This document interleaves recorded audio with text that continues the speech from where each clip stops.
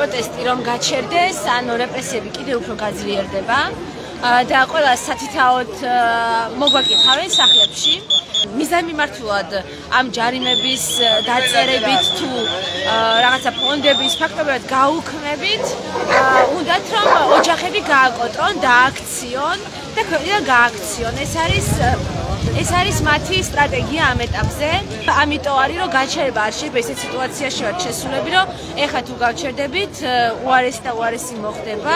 საყოველთაო უნდა გახდეს ეს წინააღმდეგობა, და მეტი სხვადასხვა მოთხოვნა უნდა იყოს. ანუ იქნება ეს სოციალური მოთხოვნები, სხვადასხვა ორგანიზაციების შიგნით, რა კორუფციაც არის, ანუ ეს ყველაფერი რაც ახლა ქვეყანაში ხდება, ხომ შედგება სათითაოდ და სხვადასხვა ორგანიზაციებში არსებული პრობლემებისგან რა, ანუ ეს იქნება კერძო საწარმოები, ეს იქნება სხვადასხვა გაერთიანებები, სახელმწიფოს მიერ დაფინანსებული სხვადასხვა კავშირები, არ ვიცი, ძალიან ბევრი ესეთი ორგანიზაცია, სადაც ადგილობრივად ხდება უზურპაცია ძალაუფლების, სადაც ასევე რაღაც კორუფციული სქემები არის, იქაც აუცილებელია რომ პროტესტმა გადმოინაცვლოს კი არა, უფრო გაიშალოს, ანუ თქვათ სოფლის დონეზე, ქალაქების დონეზე რაღაცები რო არ ხდება, ხა ელემენტარულად რაღაცა თბილისში მაგალითად გაჩერებების გამოცხადება ვერ აეწყო, აი ესეთ რაღაცებზეც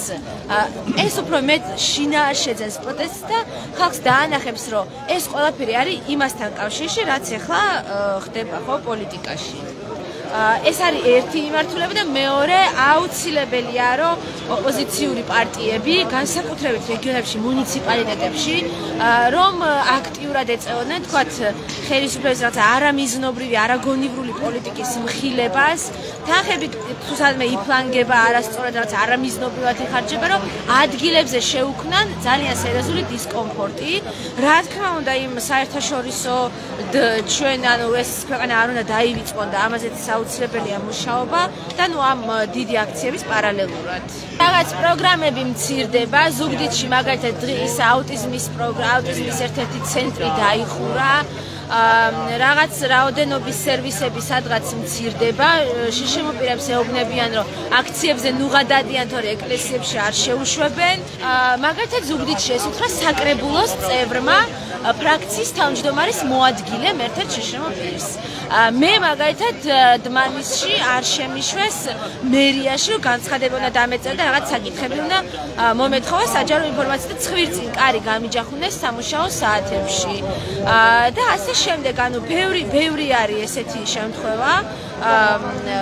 ხო, ეხლა ყრუპირებს აჯარიმებენ, ეხლა აწერენ ამ 5,000 ლარიან ჯარიმებს, ადამიანებს როცა თვეში აქვთ 190 ლარი ეს კომპენსაცია, არსად არ მუშაობენ, არ სწავლობენ. ერთ-ერთი სასამართლო იქნება ეხლა 28-ში და ვნახოთ რა სიზამენ.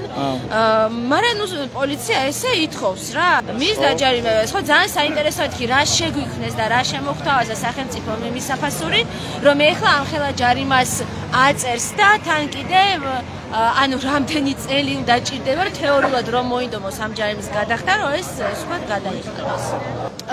უსინათლოებო კავშირიდან 2 ადამიანი გარიცხეს ზაფხულში, ზუსტად იმიტომ რომ იქ შენობაში იყვნენ, როგორც თეატრალური სტუდენტები იყვნენ შენობაში შესულები და კითხვებს სვამდნენ კავშირის ქონებასთან დაკავშირებით.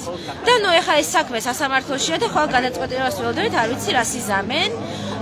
და ნუ მოკლედ ზოგადად იმის თქვა მინდა რომ შშმთ-ები გამოვედით რა ესე თქვათ გარეთ და მათ შორის აპროტესტო აქციებზე კი და ეხლა ცდილობენ ამ ჯარიმების და ამ რაღაც დაშინებებით რომ ისე რაღაცა პლინტუს ქვემოთ რაღაცა ბუტკაში შეგვარდონ და ეს არის კატეგორიულად მიუღებელი. იცით რა ხელი აქვს დაბანილი ახლა სახელმწიფოს ეს სიტუაცია რა ერთგვარ კომფორტის ზონას უქმნით და აი ჩათვალისწინეთ არაფერი შეუძლებთ არაფერი არ აკეთოთ.